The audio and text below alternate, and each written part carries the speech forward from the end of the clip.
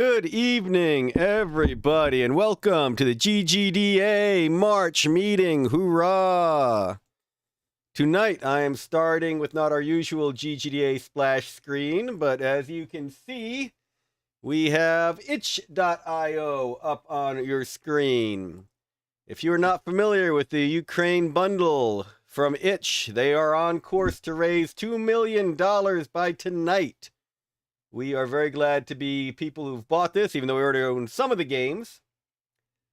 And we will recommend that others do this as well. I believe there's something like 600 video games on it, several hundred tabletop role-playing games, and more. So I will put this link in Twitch later on. But you can look for the itch.io Ukraine bundle. It's only $10 for so much, and please do give more. The charities they're giving the money to are good ones, and we support them. Glad to be able to do something with this. Another group that is doing a good job supporting charities during this pretty tragic time of the Russian invasion of Ukraine is Indie Game Biz, and they're having a great event this week. We strongly recommend that you attend. They are giving some of the proceeds from this also to Ukraine charities. It's a great way to meet other industry leads, see more sessions on the game industry, and you, as GGDA members, get a discount. Go to the link that I'll be sharing in chat pretty soon, and you get a 20% discount off. But you say, it's free! All right, 20% off for free. Yeah, no, free is for the sessions. You get to go to all the panels for free, whether you register or not. The registration fee that you get the 20% off of is for meeting with publishers, PR folks, and more, and other industry professionals. So the networking side essentially is what you're paying for. Very valuable. Recommend you go for it and check it out. So this is our March meeting. We'll be naming the Best in Georgia winners. We will be doing our first in-person meeting next month, April 12th at Skillshot. That's right, Skillshot Media for community-driven esports has a great new center near the Lindbergh MARTA station. Huge location. You're getting a sneak peek at it before it is open, as well as a sneak look at their big collegiate event they have coming up in May, and a broad discussion on video games, esports, and more. It is free for GGA members and people who will be volunteering for Skillshot. It'll be $10 for all others. We'll have information up on our website, and we look forward to seeing you in person. Yes, in person. It's a miracle. No one would have expected it. We'll also be online. We'll have the presentation online, so if you don't feel comfortable making it out, or you're watching from some other part of the state, you can tune in via the YouTube channel as you are tonight. The last announcement I want to do tonight is we've heard concerns from some people about House Bill 594 under the Georgia Gold Dome. This is not a bill we're concerned about, even though it does add a sales tax to the digital sales of video games. Some people have asked me if it's an attack on video games and gamers. We don't see it as such. It is a bill to basically just do for digital sales what we do for the box sales of games anyway. In fact, we know that state leaders appreciate the game industry and the balance of trade we bring in. Most of our sales, over 90% of our sales, are outside of the state, and many are even outside of this country. And the game industry is great for the balance of trade for Georgia. The 160 plus studios in Georgia bring in a lot of money to this state. And we're very glad to see the support of legislators for the state. So for those of you concerned about HB 594, as an attack on gamers, please, we do not think it as such. We don't think there's any reason to think of it as such, and not something to be concerned of. Right now, the GGDA just has a neutral position on it as we look to learn more. But again, we don't see it as anything to be specifically concerned about. All right, so let's talk Best in Georgia. We are very glad to have sponsors like Business Law Partners, Vicarious PR, Indie Biz Dev, which you mentioned before, and others, to give legal services on IP registration, forming a company, partnership agreements, marketing, and more. Thousands of dollars in services to the winners of this event. And believe me, we are very happy with the two finalists in this event. Tread Lightly and Spirit is one of those years where either one would be a great example to show up as Best in Georgia. But you get to take a look. Let us know what you think while we are showing their games in the chat, while they're showing their games in the chat. I am going to take a quick pause so we can bring in the team from Spirit, and then we will go ahead and let you see their games. We'll be right back.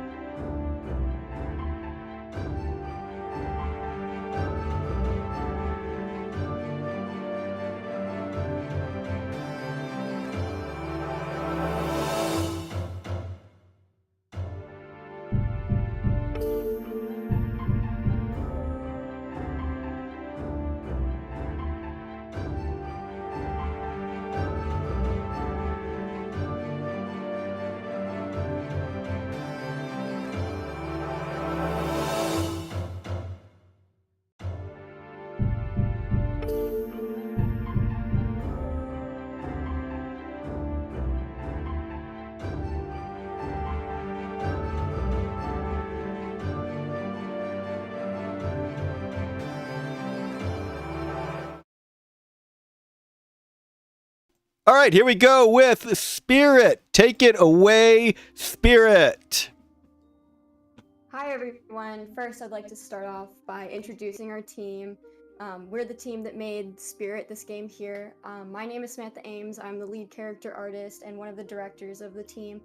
Here today we have Kelsey, Phil, Ty, Ken, and Christian. And Ken will be playing the game for us today.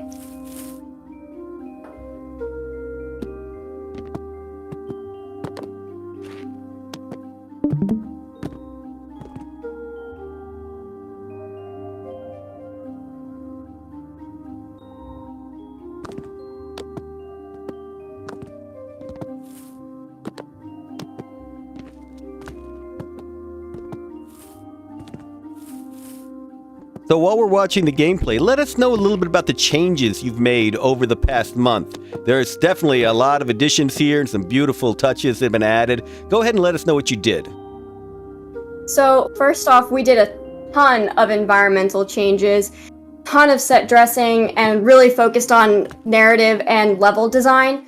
We created a lot of really awesome puzzles that our player can now explore and use more mechanics that we also added for each character in order to complete the level. We also added a couple NPCs that have the ability to talk and provide a reason for why we're doing what we're doing. And here you can see we added a pushing mechanic, and we have the ability to switch between both characters, and you need both in order to complete the level. And because the wolf can now push the portals, it kind of controls where the deer will wind up. And we also added a lot more assets and art direction. And we have some symbols that were made by our concept team, and we intend on continuing development in this department as well. More effects. And there's going to be moments where the player has to quickly switch between the two characters in order to complete certain parts of the level. Like, for example, right here, without being able to switch to the deer, the player would never be able to get up there.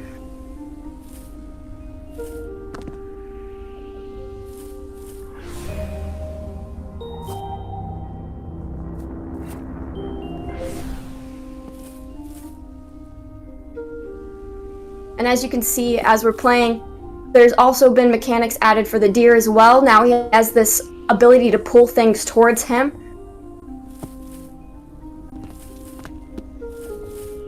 And that will include here in just a second. He has the ability to pull this key towards him.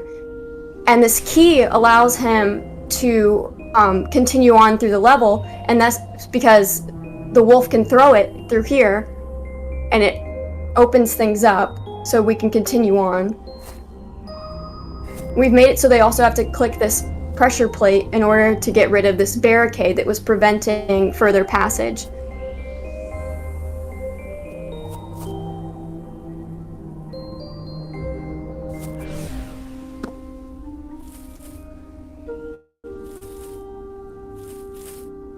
And then again, as you can see here, we also added a lot more effects to really liven up the game, create a better look.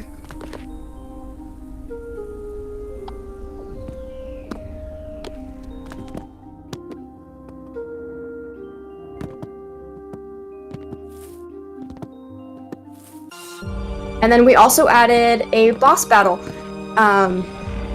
So we sculpted this like corrupted bunny that we basically have to purify because he's become too dark for the game. The player must avoid getting hit by these carrots that are being hurled at them, while also destroying these crystals that are giving it this dark power, and by destroying all of the crystals, they defeat the boss.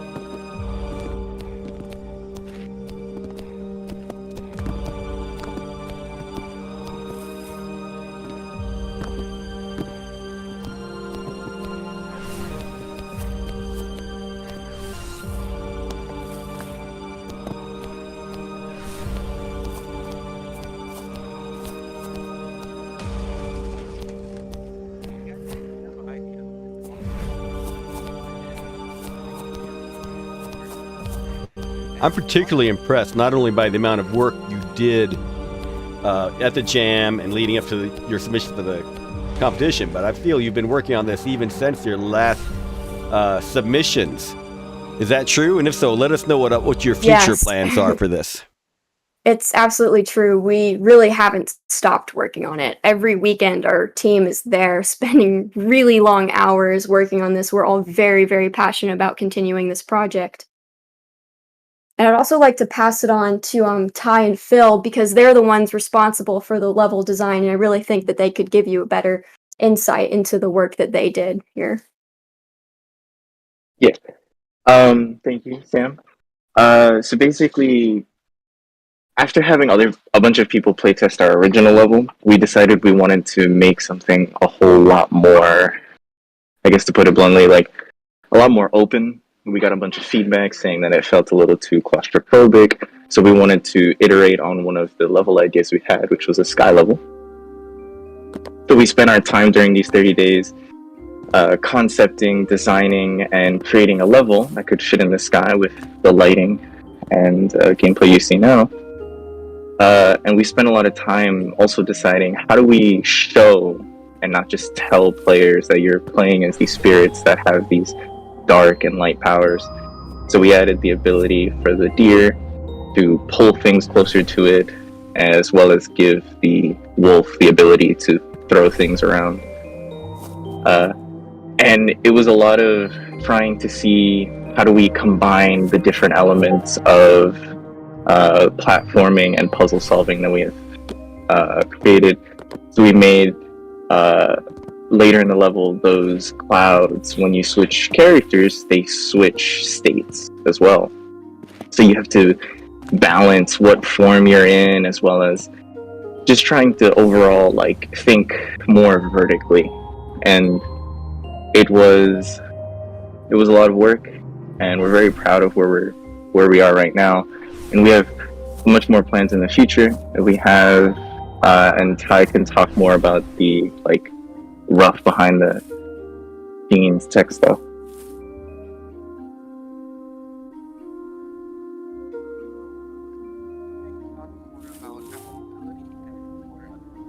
All right, Ty, you ready to tell us more?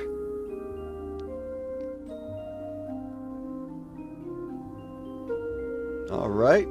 Let me know when Ty is ready to come on. Can someone talk a little bit more about the story? As a game developer who's pulled heavily from ancient stories and mythology for his work, I love what you presented. Can you someone on your team talk more about that? Yeah, of course. So initially, of course, there's a theme of duality, right? That has to be central to this game. But most of all, there is this balance between light and dark. And also, as we're exploring these themes, we realize that duality comes out a lot, and more things like this and that, and you need this to balance this ability. And also, because they're spirits, we realize that we started having this idea of life and death, and we actually made a cinematic intro for the game that you haven't seen yet, but it starts off with these characters in life as a deer and a wolf, and they end up dying while being in battle with each other, and that's how their spirits get merged together. And then, because they got merged in their deaths, they are merged in the spirit world, and they must learn to work together to complete the level and ultimately win the game. All right, definitely enjoying it. We got Ty now? Oh, yeah. Sorry, my mic was having a bit of trouble. Yeah, when we're designing our game, we focus on accessibility and trying to fit in, I guess, symbols and cues that allow players to recognize what you can interact with and which you cannot. So the deer and the wolf have their own symbol and what they and the color scheme on what they can interact with. That make the game a lot easier because based on our playtest, a lot of players seems to have a more difficult time recognizing on which one is a gameplay kit, which one is basically set dress. So we work a lot on that, and in the future, we're gonna implement that in a lot of new mechanics onto, I guess, recognizing the puzzles and how to solve them easier. Yeah. The same go for the boss fight as well, as in we try to include every single thing that the player learns throughout the level onto the boss fight, and make the boss fight less of like a DPS check and more of a think and trying to solve like a bigger puzzle that's just tied to a constant monster trying to chase you down. Give a bit of pressure and like a breath of fresh air after constantly solving puzzles. Now you have an enemy to fight. Excellent. And just on chat from Monet that the alpha is available for play. I love that idea. I love the way you all handled your Discord and the playtest. That's gone very well. Very happy to see teams implement that so early. Having playtest early and often is key, I think, to any successful game, and often a sign of the games that do better or not as effectively launch. All right, so tell us a little bit about the future for this game. What do you want to do next? The alpha is available. What's next? I guess for the plan of the next 6 months that we're focused on the most is basically implementing the next area of the current sky level right now. Basically giving you like the full package of like a full level that you can experience from start to finish at the deer and the wolf. So we're gonna continue on making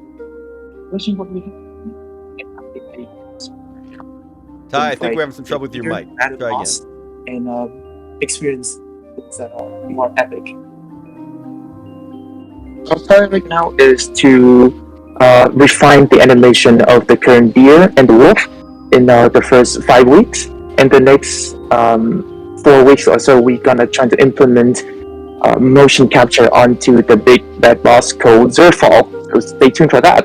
And we also want to design a combat system where we basically make 2 types of enemy that can also interfere on your switching state and basically interact with you in a more, I guess, interdimensional level rather than just basically go toward you and trying to kill you.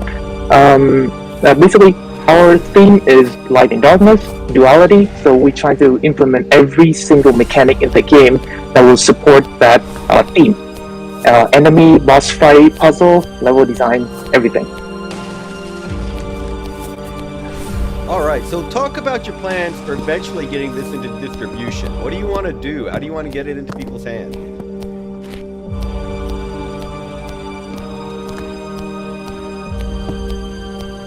And anyone from your team can answer that.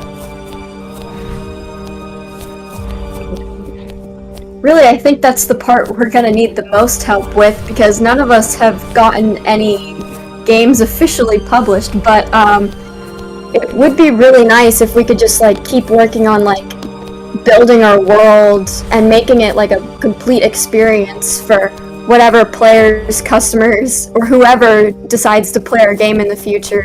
Yeah. Our current idea is build up hype with through our social medias. I know our social media manager Christian is doing a really good job on our Twitter and our Instagram and managing our Discord to try and build up the people who would want to play it. And eventually, when we try to pitch it to Steam, Burst, and Epic, we're going to try and hit a wish list amount.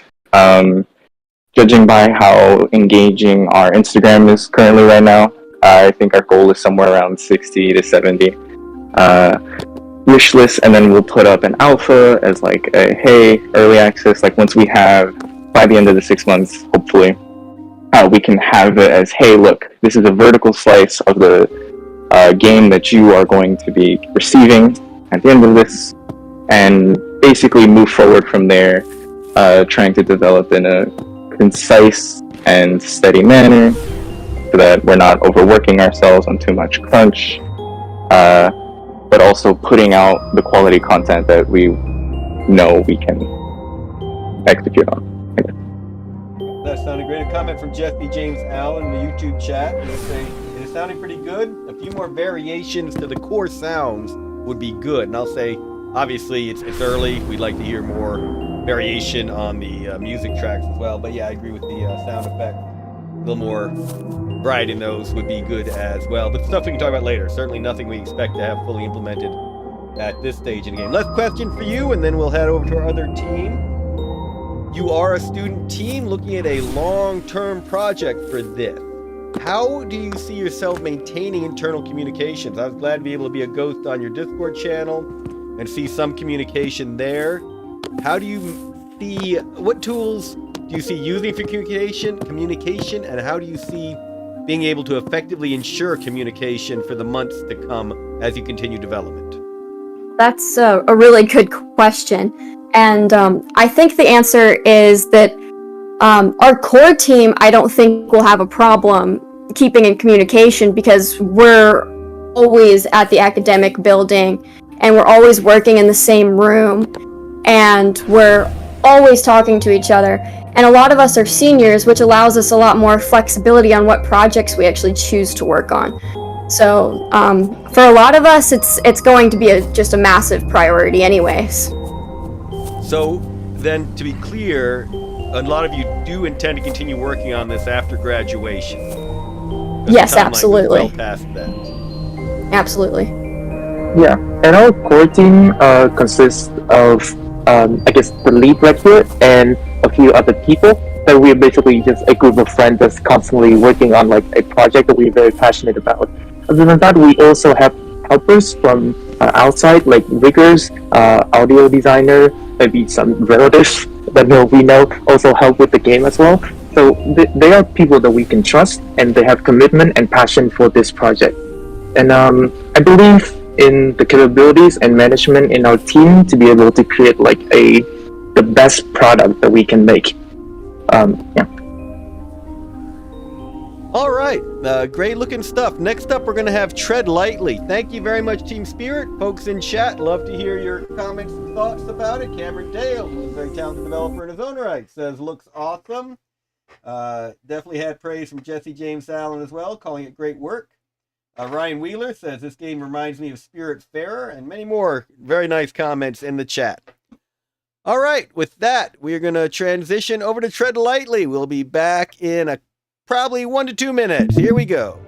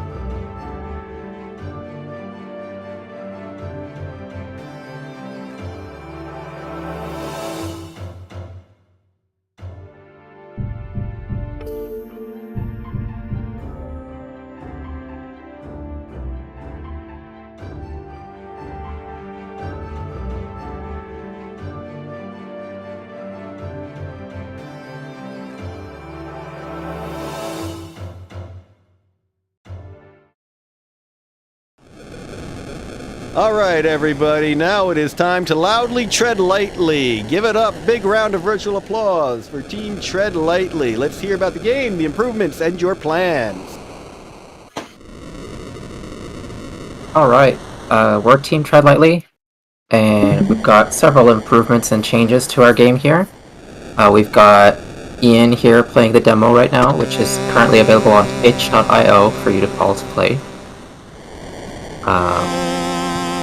So starting us off here, one of the first things you might notice from the Game Jam edition is that we have increased the size of the level, which gives us more flexibility to add more platforms and just more space to work with. And Sam can talk more on level design. So with the level design, I think making the platform or the stage in general wider lets make tighter jumps and more horizontal movement. Doing so, that also makes falling a bit more scary, since you aren't quite certain if you're going to land on a safe platform on your way down. Then I'll pass it back to Ian to talk about the stamina mechanic that we recently added. Yeah, so you can see right now I'm standing here with the light on. In the top left corner, the stamina or the oil or gas is going down, and you'll notice later, like when I get here, I can refill at the permanent platforms, kind of pseudo checkpoints that you're more than likely to fall back past.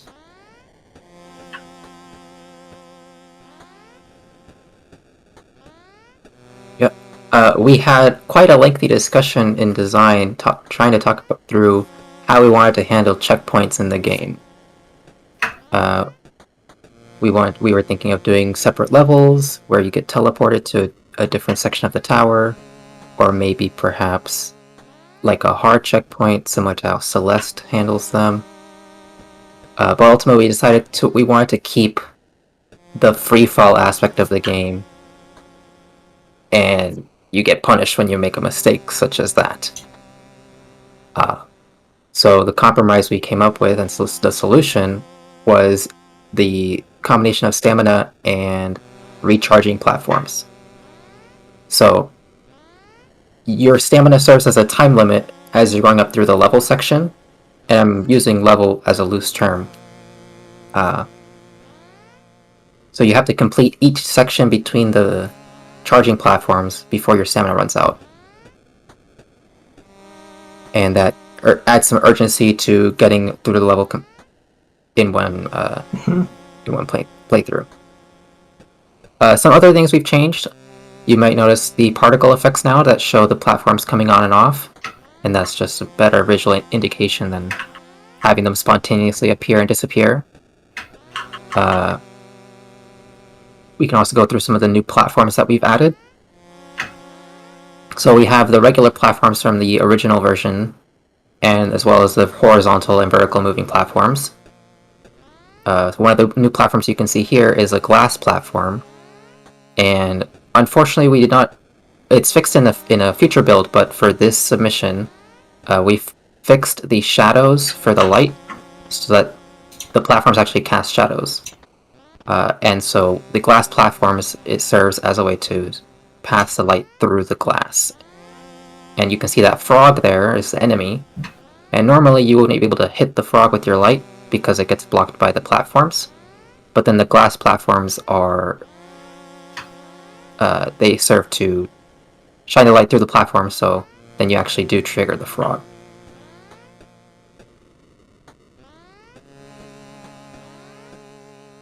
And then further up the tower in future sections, if Ian can gamer his way up there, we've got a couple of other new platforms to show. There's a bounce platform that increases your jump height, and there is an ice platform that will modify your friction, so it's more slippery to platform off of. There's also some inverter platforms, which actually you can see them up there right now. Those inverter platforms are on when there is no light and off when there is light. So they're inverted with respect to your light shining on them. And all of these platforms serve to add more variety and to the overall level design and just overall experience.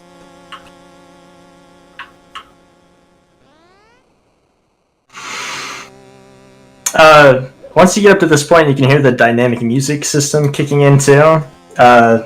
Hopefully, I'll be able to make it farther up the lighthouse and you can get some more of the soundtrack, but Alberto did a really awesome job with that. It's very satisfying to get higher up because of it.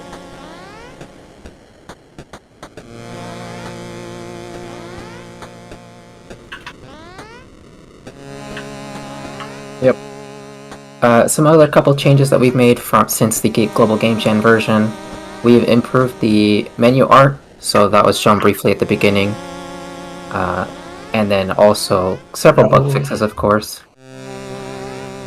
One of the feedbacks we got during early plate testing was the light glow around Lanty.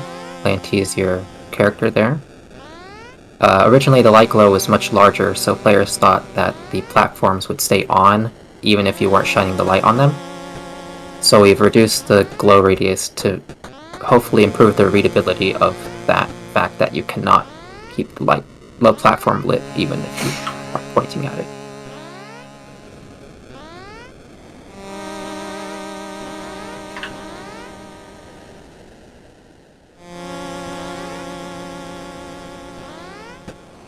Are there any questions in chat yet? Tell us, well, we did have a comment from GR who was surprised that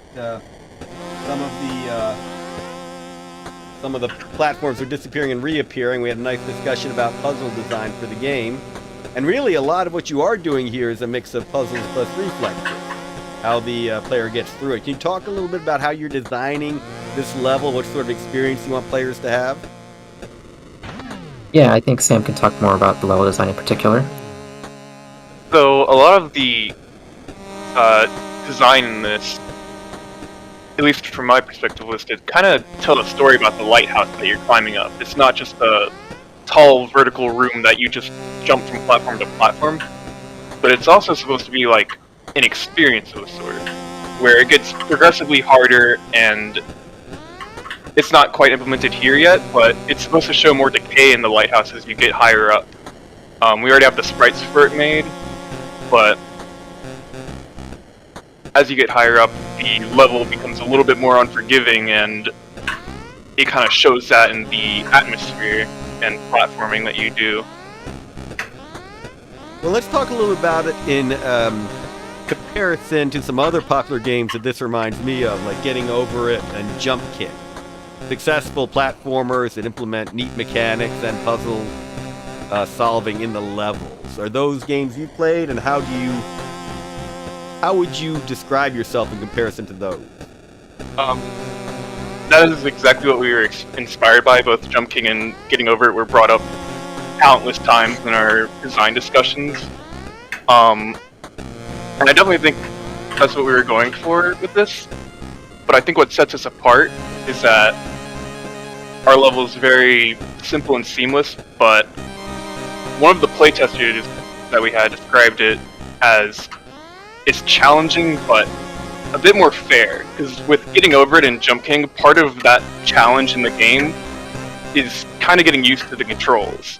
You kind of have to learn how the controls work in order to advance in the level. But with this, I feel like you can pick it up pretty easily and understand how the controls work. It's actually climbing the level that's the hard part. Alright, we had a question in YouTube from Austria. Do you guys have plans to add more enemies? Yes. We currently have, well, enemies is a loose term. We currently have some environmental hazards that are technically could be considered as enemies.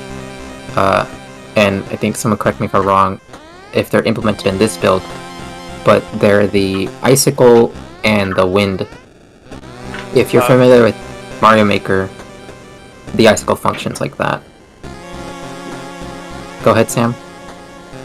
So basically, the icicle would be attached to these ice platforms that Ian is showing here, and they would fall on the player light cast above them.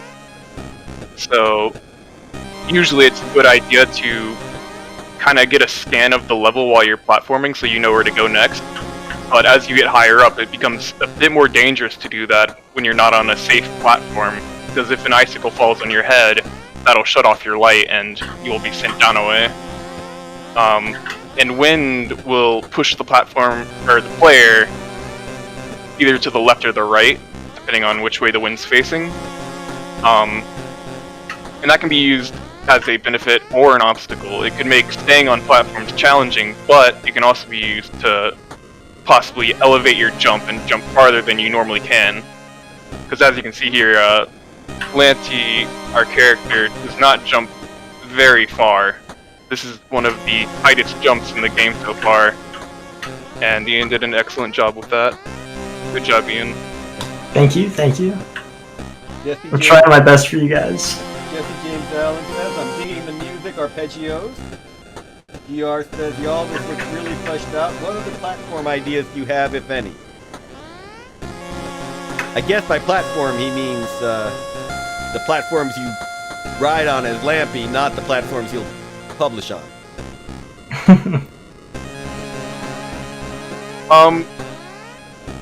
We haven't really thought about more ideas for platforms as of now, but it's definitely something that we can implement in the future. There's a lot of ways we can go with this. One of the ideas that we had was actually having a section of the level completely in low gravity. That way you can spend more time kind of in the air, looking around, planning where your next landing is going to be. Alright, Sean Shepard comments, quicker, perhaps simpler levels up front would be nice, for me at least, perhaps like a tutorial level. We actually do have a tutorial level planned for the very beginning of the game. When you first start it up, we have a storyboard for that. It's not implemented yet, but we were planning on showing you guys that later. Yeah, Ian, you can stand on that that platform below you, and then you press P to pause.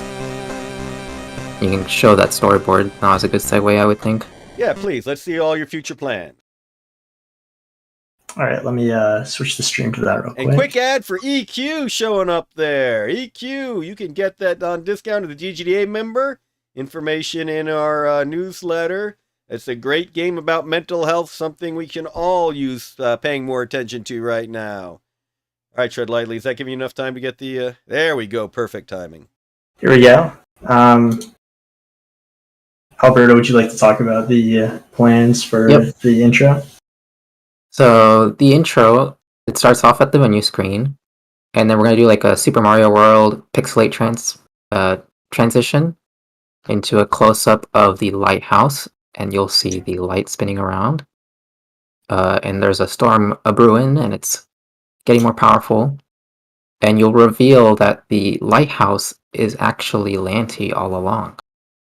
So Lanty's kind of suffering with the storm there, and it's getting really tough to keep the light on. So as the storm intensifies, Lanty will close the lantern so the light goes off. And then in the next panel, he gets blown out by the storm wind.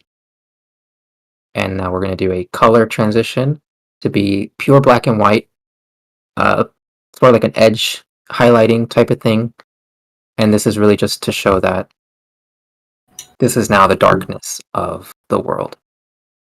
And you'll fall down the tower, and once you reach the bottom of the tower, this is the tutorial section, and it's going to have this color scheme. And you're not going to have the light yet. This is just for the movement. And then once you reach the door of the lighthouse, you'll unlock the lantern part, so you'll get the fuel there. That's at the beginning of the level.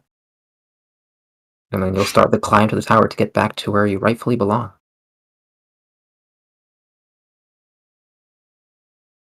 All right, that's a good look at the game future. Let's talk about distribution future, because you've got a nice plan to get yourselves up on Steam. So let's talk about that. Yeah, we do have a pretty good 6-month plan ahead for Steam. Right now we're in a test, demo phase right now, trying to get feedback on the game.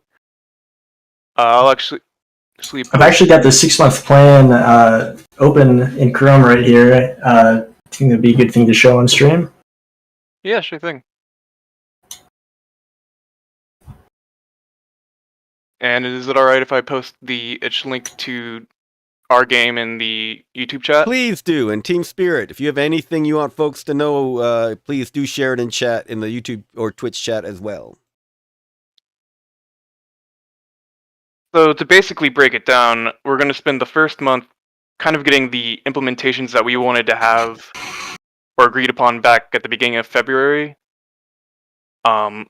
Because there's still a few things that we'd like to implement, like the opening cinematic and tutorial level, a few bug fixes, the wind platform, and the icicles as well. And then we'll probably push out an update to our itch.io for more play testing. We're pretty much settled on selling on Steam when that time comes, so I've already looked into getting like the developer fee for that. We have a Steam account created for it already, we just haven't paid the application fees. But there should be a Steam store page coming up within about the next month or so. And I think one of the best things that we have going for us right now is that most of the hard aspects of this game have been really ironed out within this past month. So going from here and deciding what to do next is really a matter of what do we want our final product to look like and how should it work.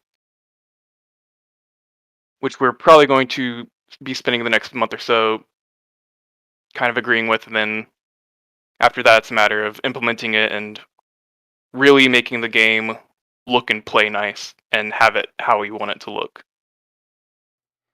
Excellent, excellent. Anything else you want to show us about your plans and the like?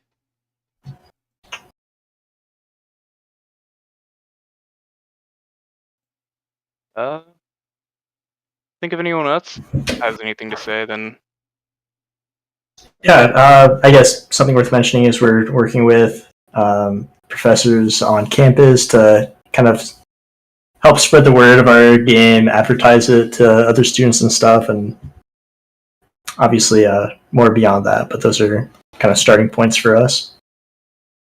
All right. We have some other comments in chat. Ex-Austria said, getting blown out of the tower by the wind and also being affected by wind in the levels is a nice touch. Cameron Dale says, looks frustrating in the fun way. With which Wonder J agreed. Ron Jones with Indie Cluster said, looking forward to helping with playtesting. And if you all are not familiar with Indie Cluster, great group to help you with playtesting. That's true for both groups, Spirit and Tread Lightly. That is not dependent on winning. However, we are working with the Indie Cluster to arrange getting the winner of Best in Georgia a table at MomoCon. We'll see if somewhere between 20 and 40,000 visitors to that over Memorial Day weekend. So we're still working out the details on that. We hope to have that as a prize for the winner. All right. Any last questions in chat? Any last comments from Tread Lightly? All right. Sweet, says Brett the Illustrator. So I am going to transition.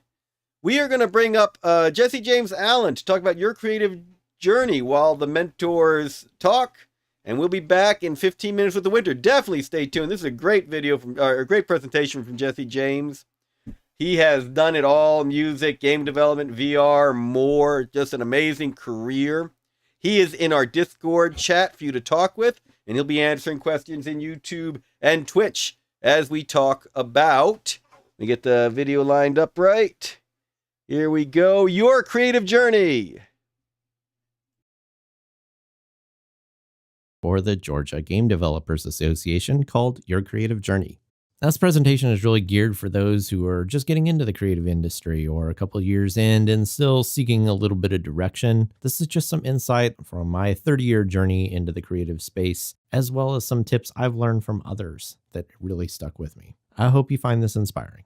My very first tip is you are in training for a job that does not yet exist. Now, when I was getting my start in the industry, I was still working with analog mixing equipment and cutting tape and that kind of stuff.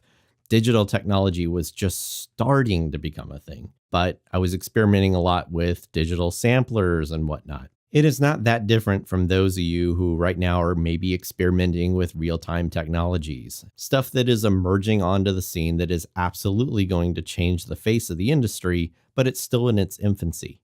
So think of it as like you are learning this emerging thing that someday might be your career, but you can also learn a lot of the legacy things, the fundamentals, how to make a good movie, how to program a good game, how to write a good story. Those things will always be your fundamentals to build on. The next screen is follow your curiosity. Maybe you're just making your first video game, or maybe you're shooting your very first film. Those are things that you're interested in, and it kind of pulls you into the knowledge of learning how to become better at that and how to refine it. Sometimes you'll be interested in things that don't even seem to connect, but later on in your career, you're like, hey, I'm super happy I learned X, Y, and Z because collectively they have given me the opportunity to do something extraordinary. The next piece of advice here comes from a great Orlando speaker by the name of Colney Smith. It says, do not wait for approval to succeed, or do not wait for permission to succeed, as he's put it. And I love the idea behind it. So many people believe that, once I get a job in the game industry, I can make the game that I've always wanted to make. Or once I get that film contract, I can make the perfect movie. When it comes to chasing your dreams and creating really amazing things, you may or may not ever get that chance. Instead of waiting for some gatekeeper to say, okay, you have the chance to go explore the things that you are the most passionate about in life, you should just start doing that right away at any level that you possibly can. Yeah, maybe you can't shoot a feature film right now on your budget or with your equipment or whatever, but you got some cool ideas. Start cranking out some little 1-minute Instagram videos that kind of like peck away at this. Or maybe you would like to release an album or something like that, but you just don't have the chops. Maybe you just create a good single. Basically, what I'm trying to say is that you keep at it with these small things. They're collectively going to turn into larger things for you in your future. So when that opportunity arises, whether it's with a company or with a client, you can show this really massive portfolio of all these different skills and abilities that you have. And it's easy for them to look through that and get an idea of what your creative potential is. The moral of this story is that you are leading your own success. You are not playing a secondary character in the story of your life. This next one is one that I have said this so many times on various forums. Own the idea, rent everything else. Most people that get into any kind of creative industry, especially filmmakers, kind of believe that you need to buy $30,000 worth of cameras and lenses and batteries and holders and computers and all this stuff. Then they can finally make a quality film or video. And this is true, like I said, not just with filmmakers. I mean, music guys are definitely in the same boat. They just kind of assume you need this like mega studio to be able to produce a hit record. That idea is absolutely false. And if you think about it, it's actually kind of funny. Like the director of Harry Potter or Michael Bay or something, they don't just own all of that equipment and say, okay, I finally have all my gear. Let's go make this movie. No, they're renting it from the studio or from third parties that support the studio, right? And they're also renting in the expertise to operate a lot of that equipment and set it up. If you took $10,000 and instead of just buying nothing but gear with that, but you invested in renting that equipment and getting some crew that can assist you with that, I absolutely guarantee your production is going to go way better and come out at a much higher quality than if you would have just like bought all that gear and gone through the learning curve. Now, I guess the thought is that, but I will always have it and I can make more productions after this one. There is some truth to that, but really when it comes to technology, so much of it goes so obsolete within 2 or 3 years that you're going to want something new anyway. And I cannot tell you how many people just have tons and tons of equipment and really have produced nothing. They're kind of like paralyzed by gear acquisition syndrome is what that is actually called. Take the time and invest the money into the projects and the ideas. You are going to get so much further. This next one is persistence is greater than talent. Now, this is something that I actually learned in ninjutsu, believe it or not. As I said earlier, when we were talking about don't wait for approval to succeed. I said, maybe you should make, those little 60-second films or the single instead of the entire album on a music project. If you keep doing that, we'll be like super conservative, okay? Let's say you keep doing these things like once every 2 months. Still, within a year, that's a pretty good body of work that you can at least get out there. And these days, it's so easy to get your stuff out there. It's like, Instagram or YouTube or whatever. Really doesn't matter if anybody's paying attention yet or not. Eventually, they will catch on. Eventually, you will start getting a following, because if you look at anybody who's been a successful YouTube influencer or YouTube star, how many videos do they have up online, right? Like if you start counting through the people that are really successful at it, you're talking hundreds or thousands of videos. And when you look at the scope of their career, it might be 8 or 10 years long at the most. But look at how much they've accomplished in that 8 or 10 years versus that guy who's like waiting for the perfect amount of money and the perfect situation to make that one project. Persistence is key, and it will always win. Always. The best skill to learn is to adapt.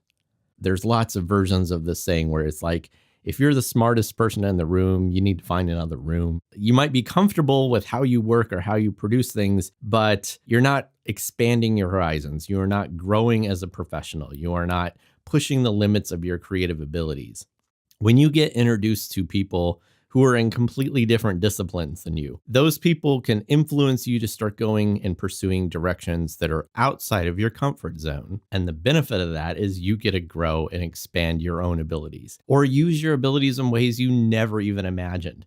In my own case, I think of it as, I had learned a bunch about audio engineering and music programming and synthesizer programming and such. A lot of my success in the video game industry, as far as being able to program interactive audio and create these magical things, was because I had this like great foundation, but I was applying it in a completely different context than how I learned it. That's learning to adapt. I know everybody kind of thinks, if I could just be a master at this, it's okay. You can have a knowledge that is 10 miles wide and an inch deep. It's that versatility that makes you adaptable and somebody that people look at and say, this person can seemingly do anything. You will sometimes fail, and that is not a bad thing. Now, in our culture, especially in the United States, this is kind of a taboo subject, right? People love great success stories. They like going on social media and they just see the wins of their colleagues and their industry peers. And it seems like these people have everything figured out and nothing ever goes wrong in their life. And then you're working on a project that maybe somehow falls short for whatever reason. And it's real easy to get super depressed and want to like give up on your dreams or on your career. In general, the people who have become like young millionaires, they have started many, many businesses and failed a ton along the way. And they shut those businesses down and they took the knowledge from those failures to use as the foundation for their next business. And it got them further and further along. It goes back to persistence is greater than talent in a lot of ways. But this is totally true in anything. If you make a video game that maybe falls short but has some interesting game mechanics, you can apply that. Same thing with music, same thing with filmmaking. Every time you fail, that's a learning moment. That is a moment where you are taking one step up into a higher level of production and creativity. Your network is more important than your resume. And here at the bottom, I say, don't be maliciously competitive. The awards of fostering far outweigh being alone at the top of your little imaginary hill.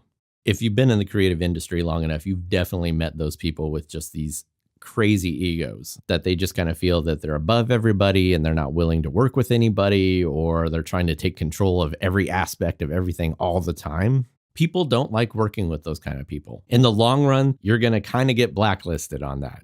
Having a great resume is one thing. It's like, this person looks incredible on paper.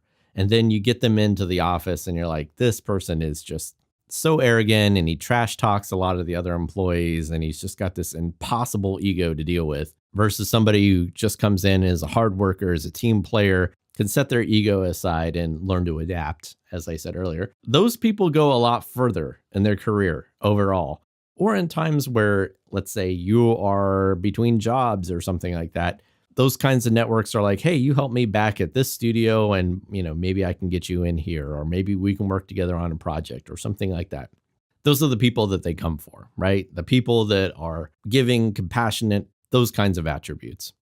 The next one here is know your worth. Now, this is really hard for the majority of creative people because we're so anxious to be able to be a part of great projects. And of course, if you're in the industry, you've come across a few ads like this, which will say like, film crew seeks technical ninja, must have 5 or more years experience, available to work long days, weekends, owning film gear a plus, amazing 3-month project with limited budget, but guaranteed IMDb credit.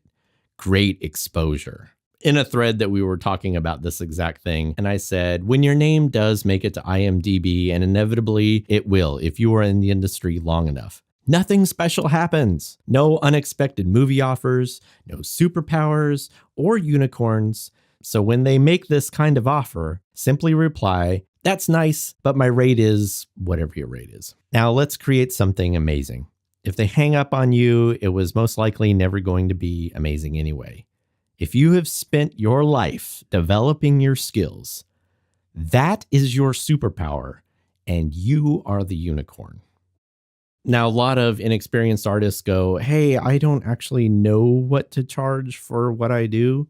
All right, this is what you call a formula for a livable wage. Your basic day rate equals whatever you actually need to pay your bills, plus your business expenses.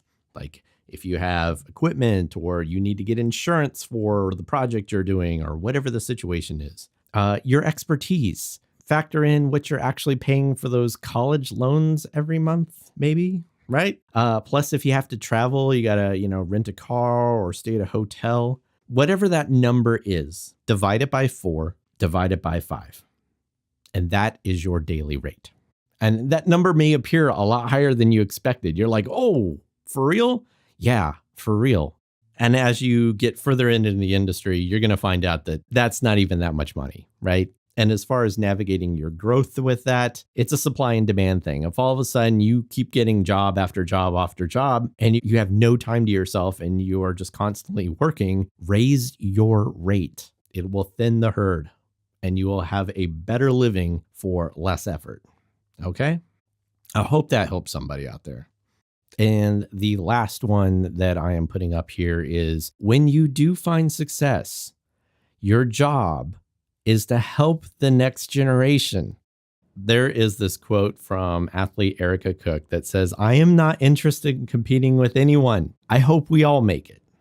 I love that. I love that. Because honestly, there's a lot of reasons to give your knowledge to the next generation. You're helping your entire industry grow. Everybody in every generation is standing on the shoulders of giants. That's an old saying, which basically means all the knowledge that we have built up to this point is the knowledge that you are continuing on. And the only way that the next generation is ever going to even know this stuff is if you take the time to share it with them and you take the time to mentor them. And they will become far more proficient and produce things that are far more profound than you could possibly imagine. That is the greatest moment of a teacher, actually, is when you watch somebody present a level of mastery that you yourself have never achieved, right? Like that's when you know the magic has happened. And often they will teach it back to you because, again, you are always a student, right?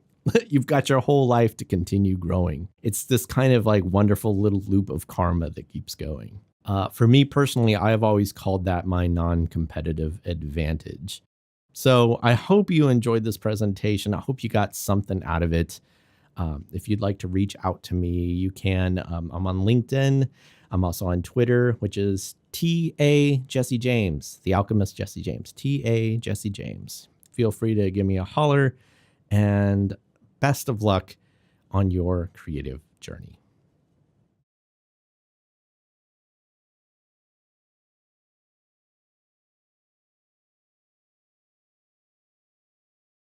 All right. Thank you very much, Jesse James Allen. Really appreciate that insight and especially the inspiration. A lot of great thoughts there. He's done amazing work in games and other industries. All of this well worth understanding, living, and passing on to more people. We'll have this video up on our channel pretty soon, as well as the videos from both of the competitors tonight, Spirit and Tread Lightly. This is, as I said earlier, one of those years where we wish we could have two winners. Both of them were excellent. Both of them have shown great progress since the Game Jam. And one of the things we really look for, they've done a great job keeping up both the passion and the teamwork in another 30 days. Now, it doesn't necessarily mean that passion will last all the way till launch. Doesn't mean the excitement will, but it definitely shows they can do it for more than just a weekend. So, great round of applause to both of you for all that's been done already. I'm very happy that the mentors will be staying on with both of the teams. Having professional mentorship is invaluable. Having folks who've been through this repeatedly to walk you through some of the headaches we all encounter. Nothing you're encountering is new to you. Well, your specific code and art problems, yes. That's what makes games fun, making computers do things no one has ever made them do before. But all the business side, all the project management side, people have battled that before, and we'll have folks who can help you along the way. All three of these are really fun intellectual properties. You have great characters. I've heard a number of people talk about Lanty from Tread Lightly, reminding them of the Pixar lamp, and that's a great analogy. If you think about how Disney does its characters, where they ensure they have a silhouette that's recognizable, Mickey Mouse being the most famous, Lanty and the Spirit avatars are great examples of that. These are characters that can exist outside of games. Obviously, games are the best medium. We want you to always focus on games, but these can all live outside of games. So we encourage you to look at other ways to do it after you get the game launched, because you are going to need to maintain your passion to get these games done. And we'll challenge you not to lose that passion over the years that follow and all the aspects of life that suddenly show up and get in the way. Always focus on what matters to you, how you can create. And believe me, creation will get you through great times. That's part of why we're back here on the Itch.io Ukraine page. When you don't know what else to do, creating something is almost always a great path to take. All right, two great games this year. Again, this year we would love to combine the teams. Made one big mega team. But we've got two great games that are already being developed. Both games were good coming out of the jam and got significantly better between the jam and now. That's, as I said before, important. It shows that you can make that progress. They're looking better, they're sounding better, and most important, they are playing better. It really came down to one issue for us. This Best in Georgia competition is focused on getting a game into distribution and giving the team the tools that it's hard to find. It's often hard for a new team to find lawyers to help them, to find marketing advice, to find playtesting help, and so on. This year it came down to one team having a clear path to distribution and a clear understanding of what was involved in that. Both teams definitely grasp what's required in social media and how having an online presence and a public presence will be important for what they do. How games now are about building a community. Glad to see everyone online. Be part of that community for both of these developers. Help them make a great community. The best games deliver the best communities now. So we're seeing in esports. We had a good discussion with all the mentors. The mentors work closely with these teams, and it's our decision that the Best in Georgia winner for 2022 is Tread Lightly. Both games are great. Both games are going to be a lot of fun, but we felt that the path to success for the team Tread Lightly was more realistic. This is going to be our challenge for Team Spirit, for Dynamesh Studios. Maintaining that passion for as long as you're going to need to get this game done the way you're talking about is very difficult. So we challenge you to do just that, to stay focused, to stay passionate, to continue building that community. And we're going to work with you on how to get your game into distribution. One of the things that all of our mentors and others have discussed is the value of doing this game episodically. You have a deep story. I love the mythology you shared with me that we didn't talk about during the live stream tonight. There are a lot of elements you can pull from for fun. I don't want to say brief, but fun, satisfying play snippets as opposed to one giant game. You can release the first episode free, start charging later as you build that community, as you build that fan base, and as you build your experience. That first episode online is an incredible portfolio piece. The fact that you can go to a publisher if you're looking to get hired in the game industry and say, look, we're already online. Great portfolio. Just having a game up there is great, especially something that looks and plays as well as what you put together. More importantly, for creating your own studio, it means you can go to publishers and say, look, we've already done it. Go to PR groups. Look, we have things out that you can promote for us already to your community. Support us because we can do more great things like this. So the encouragement we heard, or the advice we heard from numerous sources for you, Team Spirit, do this episodically. Get stuff out there in people's hands as quickly as you can. Fun, beautiful, and clean. And build on each one to get the next stage going along. Maybe go ahead and kickstart. Maybe put it in front of a publisher. Any of those routes. Tread lightly. A lot of comments about how we're going to need to get you some more artists to help with the look. Get that polish. A lot of different polish elements can happen. But again, we weren't expecting those for this time. We were loving the gameplay fixes you put in. And the clear path for going into Steam. We see a lot of games out there that have succeeded kind of following a similar bent, but we think you have a very unique, fun character, story, level design plan, and mechanics that'll help you stand out and succeed. So you will be getting those passes to the Indie Game Biz. Oh, Team Spirit, I am talking to Indie Game Biz about getting you an extra free pass to meet with publishers. So I will let you know about that, I hope, tomorrow. For Tread Lightly, you will be getting a pass to Indie Game Biz, so you can meet with publishers, set up some appointments. I'll pass that on to you right after this. I'll pass on Business Law Partners to help you with your IP registrations. TJ Michal, who will help you form your team, get your corporation formed. Vicarious PR to get the word out. Indie Cluster, please pass your information on to both teams so they know how to contact you for playtesting help. And with that, if you are a GGDA member, you can go jump into the Discord chat and ask them any further questions.